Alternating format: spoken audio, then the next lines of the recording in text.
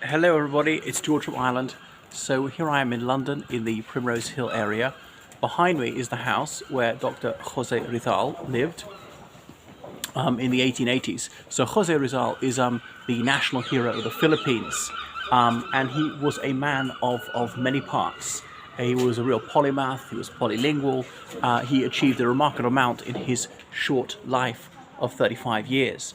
So he was born in the Philippines, which was then a Spanish colony, and he was of Tagalog, Spanish and Chinese descent. So he noticed there was a racial hierarchy, well, almost a pigmentocracy, and he was fairly high up in that. And those who were indigenous Filipinos seemed to be bottom of the pile, very rarely gained preferment.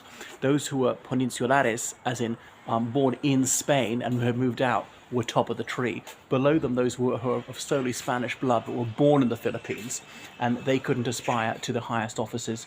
They were not quite trusted by the Spanish authorities. Because they remember their experience in Latin America, where from Mexico to Argentina they lost all their mainland colonies. By the 1890s, only retaining Puerto Rico and Cuba.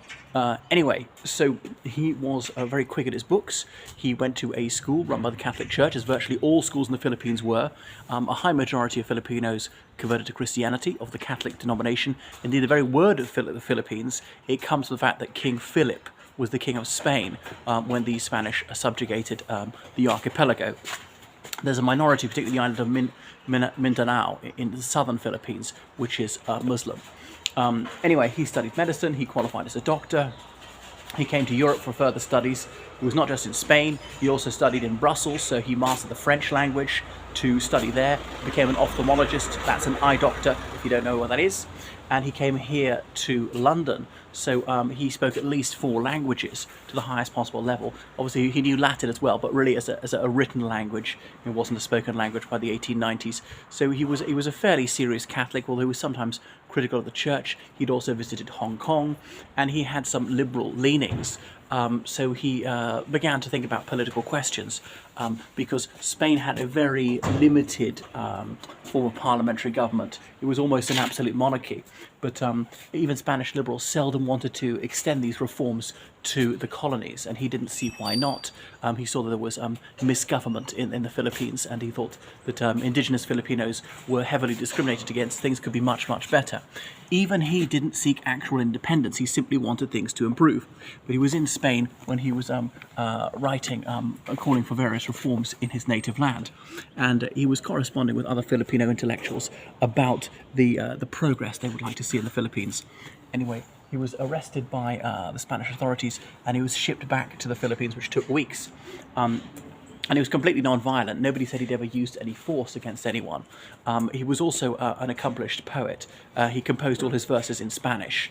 Of his ancestral languages, I don't think he spoke any Mandarin or any dialect of Chinese whatsoever. English, French, Spanish, Tagalog, and some Latin, which is not bad for someone who was not primarily a linguist. So he was a small-scale philologist in his own way. But anyway, he was put on trial in Manila, the Philippines, for sedition. He claimed he was no seditionist. He simply wanted some reasonable and rather limited reforms. Nonetheless, he was found guilty of sedition, and he was sentenced to death by firing squad. He wrote a very poignant poem, Mi Ultimo Adios, about his beloved land, saying farewell to that, and he was duly executed by firing squad in Manila.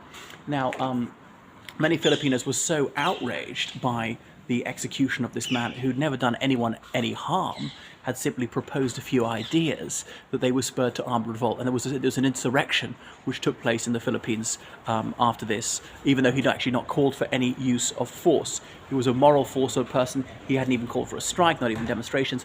He was simply discussing ideas. He was simply courteously suggesting changes he would like to see the Spanish colonial authorities effectuate in his native land. Anyway, that rebellion later led to American intervention, the Spanish-American War. That's partly because of the destruction of the United States ship Maine, when the USS Maine blew up in Havana Harbor, Cuba. A bit later on, was it an accident? Was it foul play? Did the Spanish deliberately blow it up? I mean, the United States Navy couldn't come to a firm conclusion on that. Nevertheless, that didn't stop the United States Congress declaring war on the Spanish Empire. And then there was Battle of Manila Bay a bit later, where the United States Asiatic Fleet sent most of the Spanish Asiatic Fleet to Davy Jones's locker, and the Filipino insurrectionists weren't enough to defeat the Spanish colonial troops on their own. Remember, there were some Filipinos who were pro-Spain right to the end. And the United States Army landed on the Philippines, and that's what wrested the Philippines from Spanish control. And the Spanish were defeated. They had to throw in the towel, acknowledge that that was the end of their overseas empire. But for, say, Spanish Morocco and what's the one, Equatorial Guinea, which is on the coast of West Africa. And anyway, so then Filipinos thought they were getting independence, but Uncle Sam was having none of it, because the president said, we're going to civilize and Christianize these Filipinos, not realizing, of course, the Philippines had been a predominant Christian country since before the foundation, well, long before the foundation of the United States, since not long after Columbus made landfall on the American continent.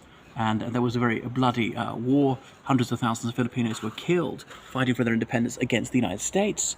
So the United States then ruled up until 1945. But that is Jose Rizal, who's rightly adulated both as a poet and as a political activist. So yeah, this is where he lived in London during a short sojourn here for the furtherance of his academic studies. Well, what a pity he was lost to world literature. A different turn things could have taken if the Spanish colonial authorities had been willing to grant some reasonable reforms. There might have been no rebellion, there might have been no Spanish-American war, and it might have become a dominion, something like Australia was in relation to the United Kingdom. That's enough about Jose Rizal. So please send me send me some donations to PayPal, which I urgently need. Incidentally, he's living here in Primrose Hill, almost round the corner from where Friedrich Engels lived, although Engels would have been here at the same time as him. I wonder if they ever met. Did they bump into each other on the streets? Now, William Butler Yeats lived not very far away, just a couple of streets away, but I'm not sure if his time quite overlapped with when Dr. Jose Rizal was here.